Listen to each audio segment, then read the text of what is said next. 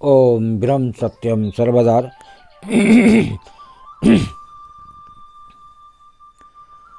आज हर व्यक्ति, हर मानव, हर जीव खुशी और सुख में जीना चाहता है। तो एक संत द्वारा कोशिश करते हैं कि वास्तव में सुख कहाँ है। तो इसको श्रवण करें। वाणी को पहली बाणी में एक संत संदेश दे रहे हैं कि सुख कहाँ पर है। स्वर्ग मृत्यु पाताल में, स्वर्ग मृत्यु पाताल में, पूर तीन सुख ना।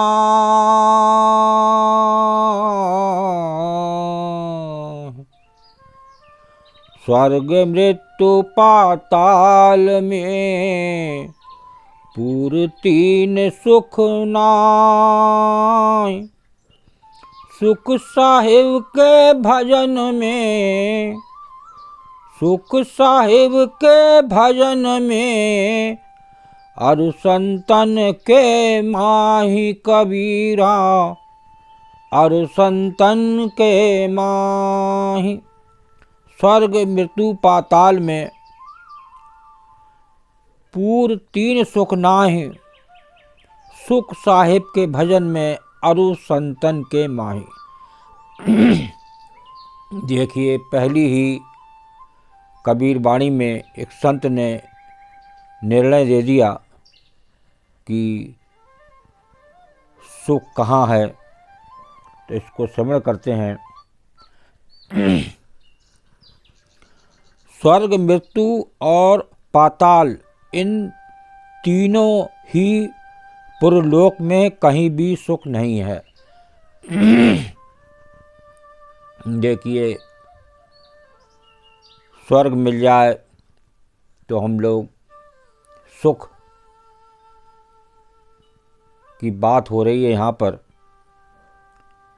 कि जो तीन लोक हैं, तीनों ही पुर हैं, स्वर्ग मृत्यु पाताल, कहीं भी सुख नहीं है। ये सब प्रारब्ध भोग के लिए हैं। देखिए, प्रारब्ध कि भोग के लिए बता रहे हैं। सुख तो केवल सतगुरु साहिब के भजन ध्यान में और संतों के सत्संग में है, अन्यंत्र कहीं नहीं। सुख साहिब के भजन में, अरु संतन के माही। सुख कहाँ है? साहिब के भजन में और संतन के सत्संग में। देखिए, अभी आप कहीं भजन हो रहा है, कहीं बैठे हैं तो और भजन में आनंद आने लगे तो आपको कुछ नहीं पता चलेगा कि हम कहाँ से आए थे, और कोई भी ध्यान में बात नहीं आएगी। एक भजन का जो आनंद मिलेगा, तो ये भजन का आनंद, एक प्रभु का आनंद,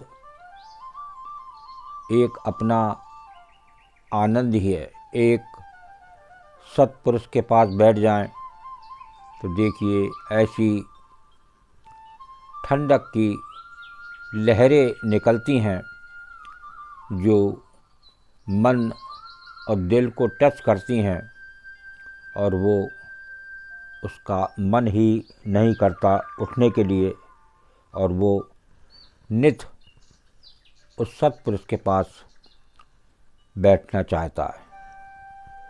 तो आइए दूसरी वाणी को श्रवण करते हैं।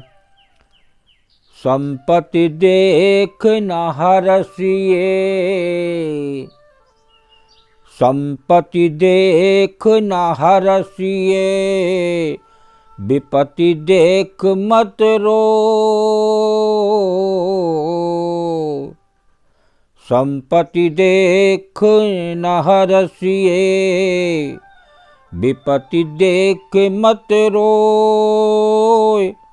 संपत्ति है तहाँ विपत्ति है, संपत्ति है तहाँ विपत्ति है, करता कर सो होए कबीरा, करता कर सो होए।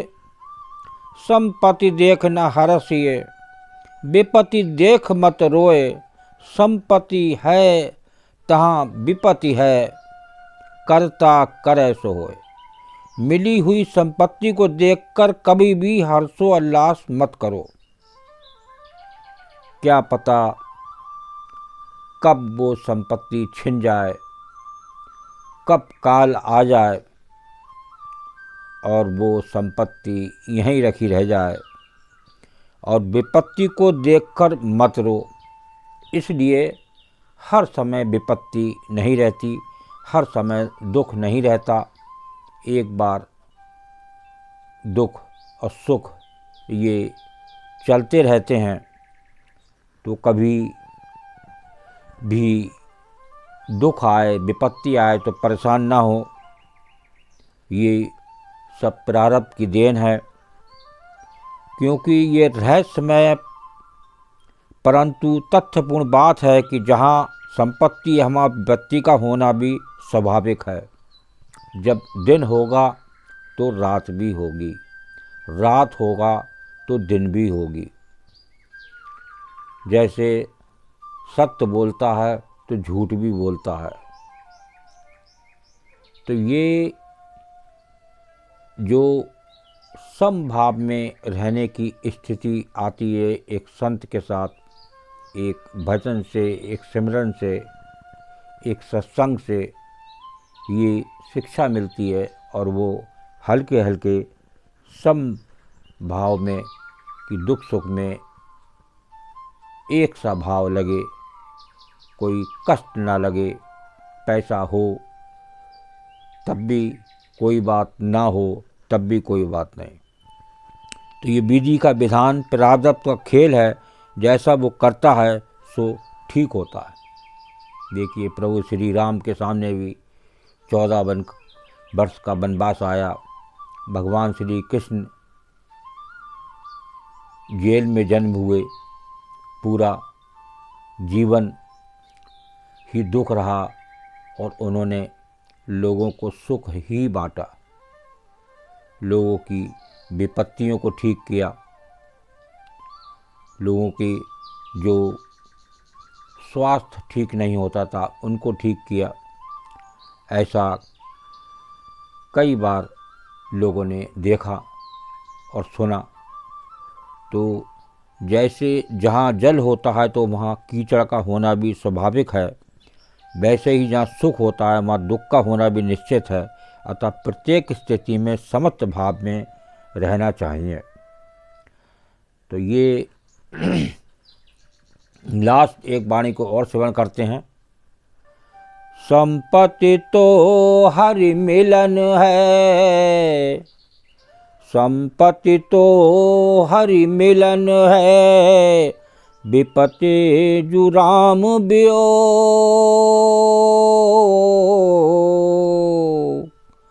संपत्ति तो हरि मिलन है, विपत्ति जु राम बियो, संपत्ति विपत्ति राम कहूँ, संपत्ति विपत्ति राम कहूँ, आन कहे सब लोग कबीरा, आन कहे सब लोग। संपत्ति तो हरि मिलन है, विपत्ति जो राम वियोग, संपत्ति विपत्ति राम कहूँ, आन कहे सब लोग। हे जिज्ञासु जनों, सच्चा सुख प्रदान करने वाली वास्तविक संपत्ति तो हरि दर्शन, परमात्मा साक्षात्कार है।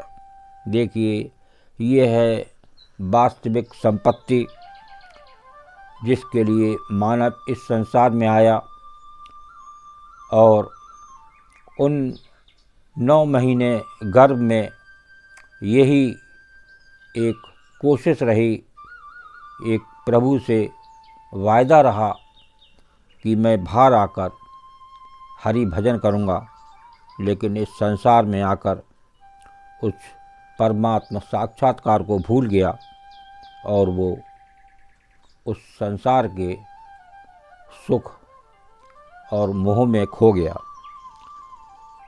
और उस परमात्मा राम का वियोग ही महान विपत्ति जो कि दुखप्रद है। अज्ञानी लोग अन्य चाहें कुछ कहें, परंतु तुम संपत्ति विपत्ति को दोनों स्थितियों में राम नाम का ध्यान सुमिरन करो। चाहे संपत्ति हो चाहे विपत्ति हो, तो दोनों स्थितियों में राम नाम का ध्यान सुमिरन करो।